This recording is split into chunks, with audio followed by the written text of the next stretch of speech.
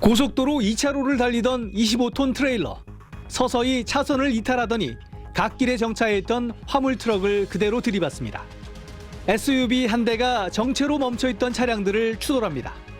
두 사고 모두 졸음운전이 원인으로 추정되는데 최근 5년간 봄철에 발생한 고속도로 사고 가운데 졸음과 주시 태만으로 인한 사고가 전체의 절반을 넘었습니다. 졸음운전은 치사율도 높습니다. 사고 100건당 평균 2.6명이 숨져 전체 교통사고 치사율의 1.8배에 달합니다. 특히 국도와 고속도로에서 졸음운전은 더 위험합니다. 일반 시내도로보다 평균 치사율이 2배 이상 높은데 시속 100km의 속도로 주행하면서 단 1초만 졸아도 30m 가까이 아무 의식 없이 운전하는 거나 마찬가지입니다. 졸린 경우가 좀 몇 번 있었고 사고 날 뻔한 적이 있었거든요. 뭐 화물차 뒤에 추돌할 뻔 적도 있어가지고서. 창문을 닫은 채 장시간 운전하면 실내 이산화탄소 농도가 급격히 올라가면서 졸음을 유발하게 됩니다.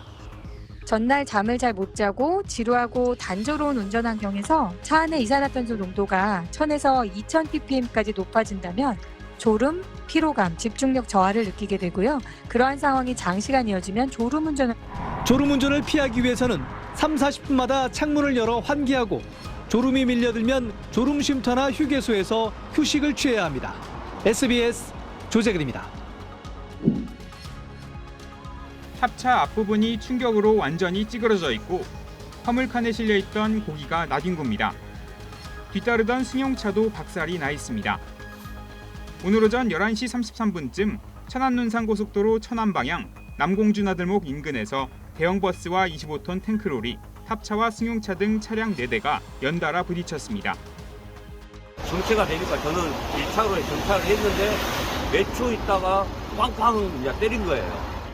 이 사고로 탑차 운전자 59살 남성 A씨가 숨졌고 승용차 운전자 등 7명이 다쳤습니다. 이보다 1시간 50분 전 이곳에서 10여 킬로미터 떨어진 천안-논산 고속도로 정우터널 인근에서도 버스 4대와 화물차 2대가 추돌했습니다. 버스엔 집회에 참석하기 위해 서울로 올라가던 건설 노조원 등이 타고 있었는데 50대 화물차 운전자와 60대 노조원이 크게 다쳤고 21명이 가벼운 부상을 입었습니다. 사고가 이어진 공주 지역은 낮 최고 기온이 13.8도로 완연한 봄 날씨였습니다. 경찰은 두 사고 모두 졸음운전에 의한 사고 가능성을 조사하고 있습니다. 고속도로에서 졸음운전으로 인한 교통사고 사망률은 전체 졸음운전 교통사고 사망률보다 3배나 높습니다. 고속도로 순찰대는 날이 풀리는 시기인 만큼 졸음운전 사고가 크게 늘 수 있다며 주의를 당부했습니다. TJB 이수복입니다. 어젯밤 8시쯤 충남 서산시 서해안 고속도로 서울 방향 서산 나들목 근처에서 달리던 고속버스가 앞서가던 25톤 화물차와 부딪힌 뒤 도로 중앙분리대를 들이받았습니다. 이 사고로 50대 버스기사와 승객 8명, 화물차 운전자 등 10명이 다쳐 병원에서 치료받고 있습니다. 경찰은 전남 목포에서 출발해 인천으로 향하던 버스 운전기사가 졸음 운전을 한 걸로 보고 있습니다. 흰색 승용차 한 대가 빠르게 달려오더니 횡단보도를 건너는 보행자를 그대로 들이받습니다. 기둥까지 들이받고 충격으로 돌아선 차량에선 하얀 연기가 연신 뿜어져 나옵니다. 사고가 난 현장입니다. 빠르게 달려오던 차량은 이 신호등 기둥을 들이받고서야 멈춰섰는데 현장에는 이렇게 차량 파편들도 가득 남아 있습니다.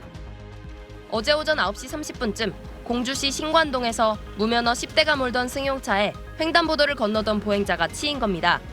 당시 횡단보도는 녹색불, 보행자는 신호를 지키며 건너고 있었습니다.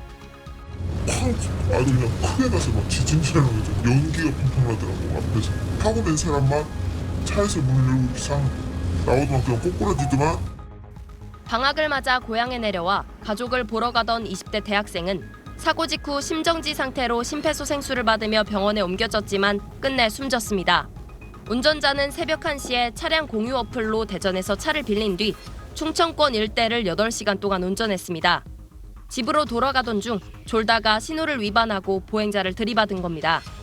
불과 16살인 운전자는 카쉐어링 업체가 대면으로 신원을 확인하지 않는다는 허점을 악용했습니다.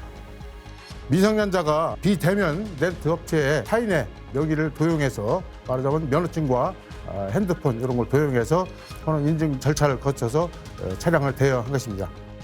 대여시 지문인식 같은 생체 인식 과정을 거치는 등 최소한의 안전장치와 시스템을 마련해야 한다는 목소리가 커지고 있습니다. TJB 양정진입니다.